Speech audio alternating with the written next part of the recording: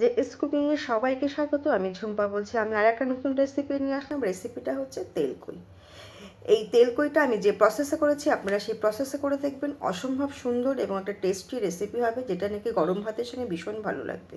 প্রত্যেক বন্ধুদের বলবো আপনারা রেসিপিটা প্রথম থেকে শেষ পর্যন্ত দেখবেন, এবং নতুন বন্ধুরা আপনারা যারা আমার চ্যানেলে ফার্স্ট ভিজিট করছেন তারা অবশ্যই চ্যানেলটাকে লাইক, কমেন্ট এবং শেয়ার করবেন এবং সাবস্ক্রাইব করবেন, এবং পাশে থাকা বেল আইকনটি প্রেস করে দেবেন।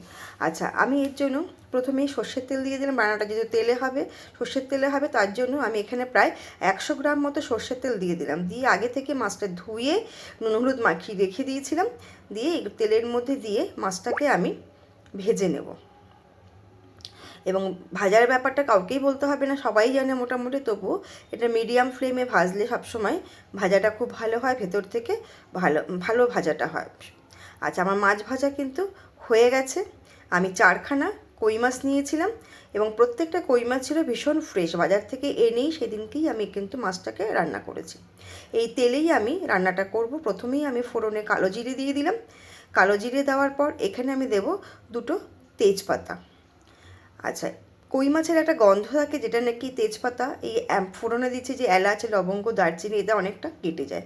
সেই কারণেই আমি তেজপাতা, এলাচ, লবঙ্গ, দারচিনি ফোড়নে দিলাম। আর একটার পেঁয়াজ আমি কিন্তু পুরো মিহি পেস্ট করিনি, জাস্ট কেটে মিক্সিতে একটা ঘুরিয়ে নিয়েছি, একটু কিন্তু দানা দানা রয়েছে, পুরো পেস্ট কিন্তু হয়নি। দিয়ে এটাকে আমি ভালো করে তেলের মধ্যে ভেজে নেব। পেঁয়াজ ভাজাটা ভালো মতো হয়ে গেলেই এখানে জাস্ট একটা বড় সাইজেরই পেঁয়াজ নিয়েছি 4টে মাছের জন্য। হ্যাঁ, আচ্ছা, এবার এই পেঁয়াজ ভাজাটা যেই নাকি একটু কষানো হয়ে যাবে তেলের মধ্যে, তখনই আমি এর মধ্যে দিয়ে দেবো এক এক করে মশলা। আমি আদা একটুখানি, আর 4খানা শুকনো লঙ্কা, আর একটা হাফ টমেটো কিন্তু আমি পেস্ট করে রেখে দিয়েছি, সেটাকেই আমি এখন দিয়ে দিলাম। আদা, 4টে শুকনো লঙ্কা আর হাফ টমেটো, এটাকে আমি পেস্ট করে এর মধ্যে দিয়ে দিলাম। আর 1 চামচ দিলাম ধনের গুঁড়ো। আমি কিন্তু জিরের গুঁড়ো দেবো না, এখানে ধনের গুঁড়ো দিলাম। একটু দিলাম হলুদ। দিয়ে এটাকে আমি আবারও একটু তেলের মধ্যে নাড়াচাড়া করব। নাড়াচাড়া করে নিয়ে এইবার আমি দেব কালারের জন্য একটু কাশ্মীরি রেড চিলি পাউডার। আচ্ছা, যেহেতু এটা আমি চ্যানেলে দেখাবো সেই কারণে কালারটা দিয়েছি, তাহলে কিন্তু বাড়িতে এটা টাটকা মাছে কিন্তু এটা না দেওয়াই ভালো। আচ্ছা, দিয়ে দিলাম একটু কাশ্মীরি রেড চিলি পাউডার, আর দিয়ে দিলাম লবণ, পরিমাণ মতো একটু লবণ দেবো। দিয়ে এটাকে মশলাটাকে একদম লো টু মিডিয়াম ফ্লেমে আমি মশলাটাকে ভালো করে এটাকে আমি কষিয়ে নেব। কষিয়ে নিয়ে এটাকে রান্নাটা হবে একদম গামাখা গামাখা। আর আমি যেভাবে করছি এইভাবে করে দেখবেন, অসম্ভব একটা টেস্টি রেসিপি হবে। আমার মশলা কষানো হয়ে গেছে, আমি এখানে জল দিয়ে দিলাম। জল দিয়ে এটাকে আমি আবারও একটুখানি জল দিয়ে আবারও এটাকে আমি কষাবো।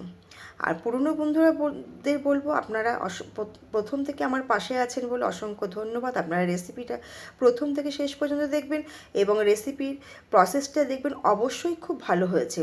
রান্নাটা খেতেও খুব ভালো হয়েছে। এইভাবে আপনারা বাড়িতে অবশ্যই করে দেখবেন, ভীষণ একটা টেস্টি একটা রেসিপি হবে, যেটা নাকি গরম ভাতের সঙ্গে ভীষণ ভালো লাগবে।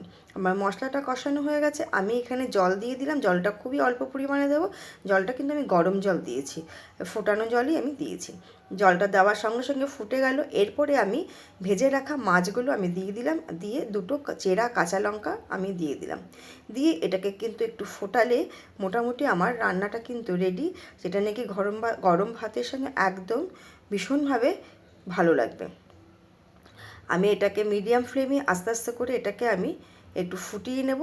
ফুটিয়ে নিলেই কিন্তু যখন একটু গামাখা গামাখা হবে, যেহেতু এটা তেলকই, তেলটা যখন একটু ভেসে উঠবে তখনই কিন্তু আমি এটাকে গ্যাসটাকে আমি অফ করে দেব। আচ্ছা, আর তেলকইটা কিন্তু সত্যিই খুব টেস্টি হয়। শীতকালের কই মাছে ভীষণ টেস্ট। হ্যাঁ, আমার কিন্তু রান্নাটা প্রায় হয়ে গেছে। দেখুন, তেলটা উপরে ভেসে উঠেছে। আপনারা চাইলে আরেকটু তেল দিতে পারেন, কিন্তু আমি তেলটা যতটুকু দরকার ততটুকুই দিয়েছি। আমার কিন্তু রান্না মোটামুটি হয়ে গেছে, একদমই কমপ্লিট এটা। এবার এটাকে আমার সার্ভ করলেই কিন্তু আমার হয়ে যাবে। আমার কিন্তু রান্না রেডি। প্রত্যেককে অসংখ্য